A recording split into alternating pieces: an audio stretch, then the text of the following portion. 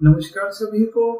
प्रिय विद्यार्थियों, इकोनॉमिक्स की ऑनलाइन क्लास में आप सबका स्वागत है। प्रिय विद्यार्थियों, आज की ऑनलाइन क्लास में हम अध्याय 8 लागत की अवधारणा के संख्यात्मक प्रश्नों को हल करना सीखेंगे।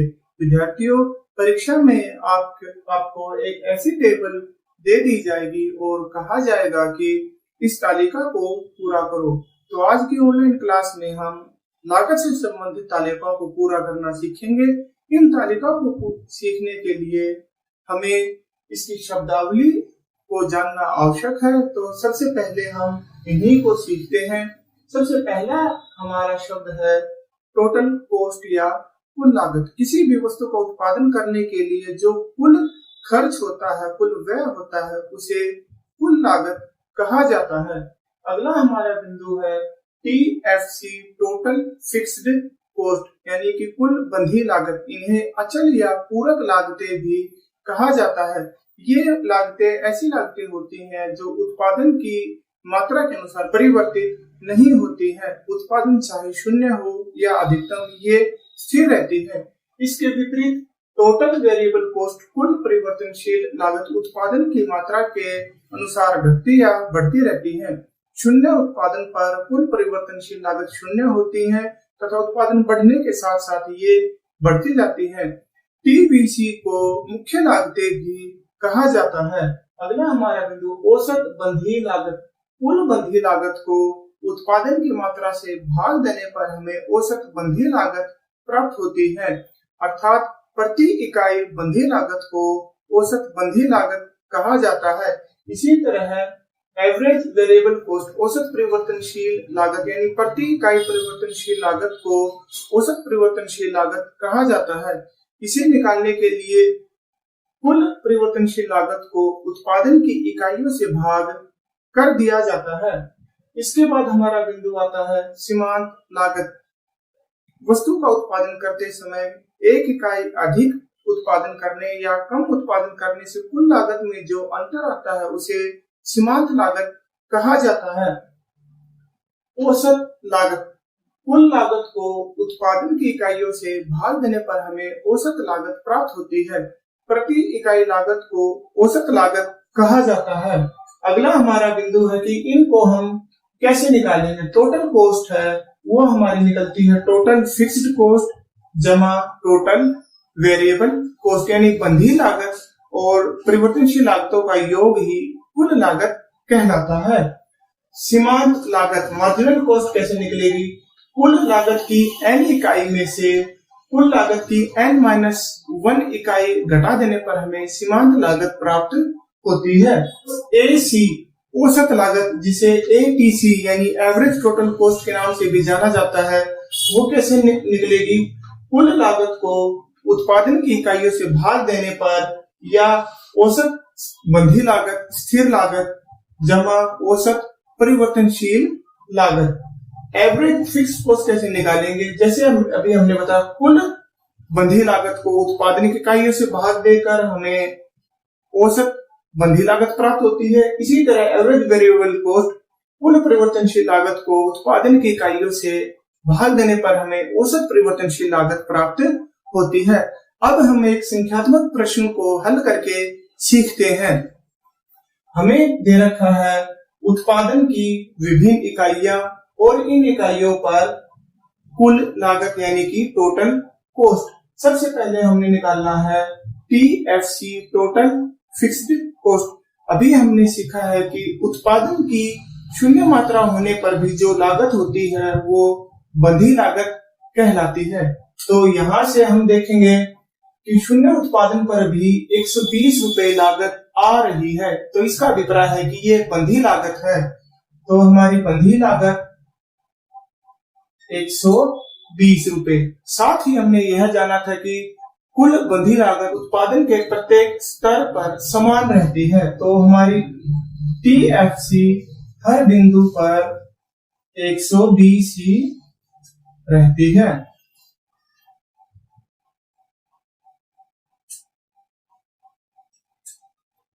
हमारा अगला बिंदु है कुल परिवर्तनशील लागत ज्ञात कीजिए।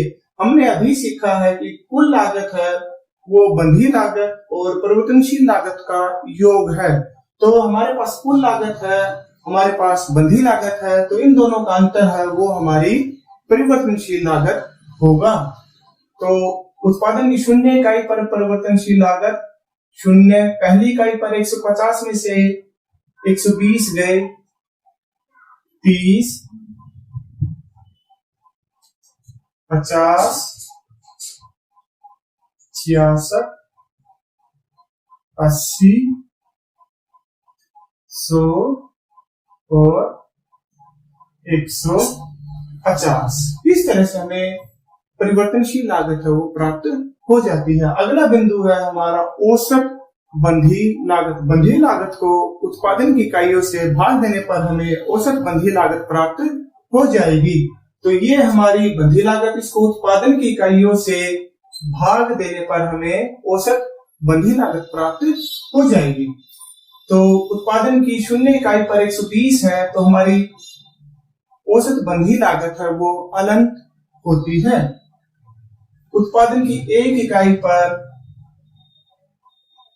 120, 2 इकाई पर 60, 3 इकाई पर 40, 4 इकाई पर 30, 5 इकाई पर 24 और 6 इकाई पर 20। इस तरह से हम देख रहे हैं कि हमारी औसत बंधी लागत निरंतर कम होती जा रही है, परंतु यह कभी भी 0 नहीं होती। अब हम निकालेंगे औसत परिवर्तनशील लागत। परिवर्तनशील लागत को उत्पादन की इकाइयों से भाग देने पर हमें औसत परिवर्तनशील लागत प्राप्त हो जाती है। 0, 30 को 1 से भाग किया 30, 25, 33, 20, फिर से 20 और 25। तो इस तरह से हमें औसत परिवर्तनशील लागत प्राप्त हो जाती है। सीमांत लागत TCN माइनस में TCN-1 यानी कुल लागत की अगली इकाई में से पिछली इकाई को घटा देने पर हमें सीमांत लागत प्राप्त हो जाती है। उत्पादन की 0 इकाई पर हमारी सीमांत लागत नहीं होती। अगली इकाई पर 150 में से 120 गए, 30, 20, 16, 14, 20 और 50। तो इस तरह से हम ये सारी लागतें हैं वो निकाल सकते हैं। अब हम एक थोड़ा आसान उदाहरण लेके सीखते हैं। हमें उत्पादन की विभिन्न इकाइयां दे रखी हैं, कुल स्थिर लागत दे रखी है, परिवर्तनशील लागत दे रखी है। हमें कुल लागत और सीमांत लागत को ज्ञात करना है। तो कुल लागत हमें पता है कि स्थिर लागत और परिवर्तनशील लागत का जो टोटल है वो हमारा कुल लागत कहलाता है। तो हम इन दोनों को जोड़ देंगे तो हमें टोटल कॉस्ट है वो प्राप्त हो जाएगी। 20, 30, 38, 48, 60 और 74। अब हम ज्ञात करेंगे सीमांत लागत। कुल लागत की अगली इकाई में से पिछली इकाई को घटाकर हम सीमांत लागत ज्ञात कर लेंगे। तो पहली इकाई की सीमांत लागत नहीं होती, इसके बाद 10, 8, 10, 12 और 14। तो प्रिय विद्यार्थियों, इस तरह से हम लागत की तालिकाओं को पूरा कर सकते हैं। अब हम इस विषय को और उदाहरणों की सहायता से समझते हैं। प्रिय विद्यार्थियों, अब हम कुछ जटिल संख्यात्मक प्रश्नों की सहायता से इन तालिकाओं को हल करना सीखेंगे। आइए सीखते हैं। प्रश्न है, यदि स्थिर लागत 60 रुपए हो तो निम्न तालिका को पूरा कीजिए। हमें उत्पादन दे रखा है, हमें औसत परिवर्तनशील लागत दे रखी है। हमने ज्ञात करना है टीसी कुल लागत और एमसी मार्जिनल कॉस्ट, ये हमने ज्ञात करनी है। तो प्रिय विद्यार्थियों, इस तरह के सवालों को हल करने के लिए हमें सबसे पहले कुल लागत को ज्ञात करना आवश्यक है।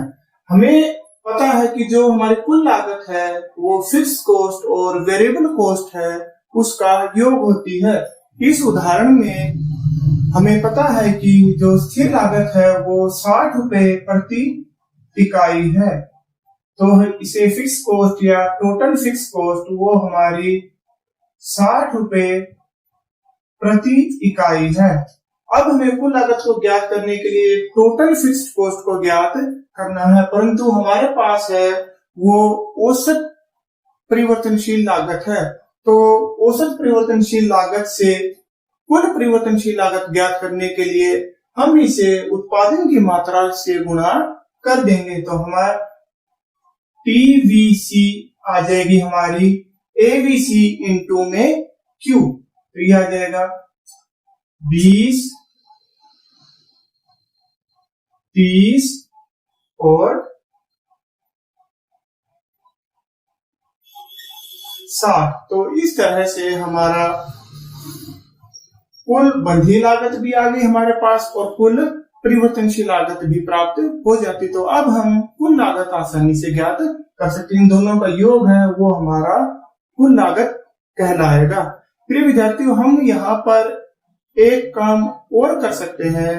प्रिय विद्यार्थियों, परीक्षक को ये समझाने के लिए कि भी हमने तालिका कैसे हल की है, हम इन कॉलम्स को एक सीरियल नंबर दे देते हैं, जैसे 1, 2, 3, 4, 5, 6। अब हमें पता है कि हम जो कुल लागत है इन दोनों का योग करके निकालेंगे, तो हम यहाँ पर लिख सकते हैं कि कॉलम नंबर 5 जमा 6, तो ये हो जाएगा हमारा 80, 90 और 120।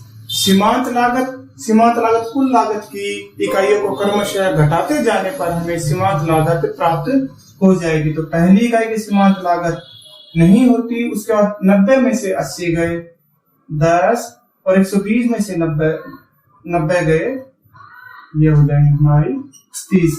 तो प्रिय विद्यार्थियों, इस तरह से हम जटिल तालिकाओं को भी आसानी से पूरा कर सकते हैं। इस टॉपिक को हम एक और उदाहरण की सहायता से सीखते हैं।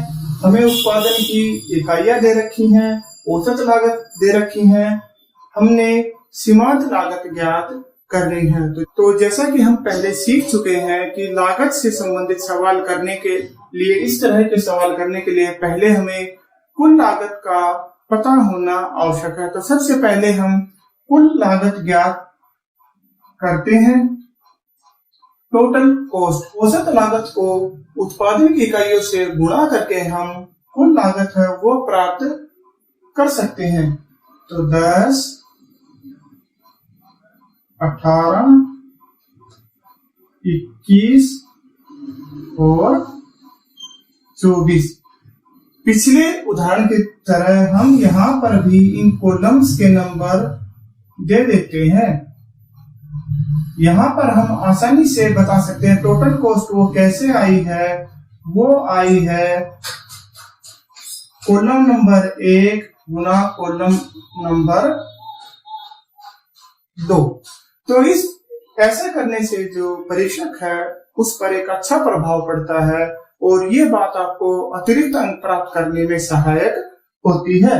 अब हम सीमांत लागत इस कुल लागत की सहायता से आसानी से ज्ञात कर सकते हैं। पहली इकाई की सीमांत लागत नहीं होती, 18 में से 10 गए, 8, 21 में से 18 गए, 3, 24 में से 21 गए,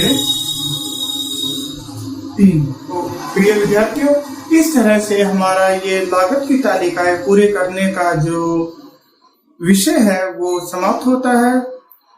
आशा है आप लोगों को ये अच्छे से समझ में आ गया होगा।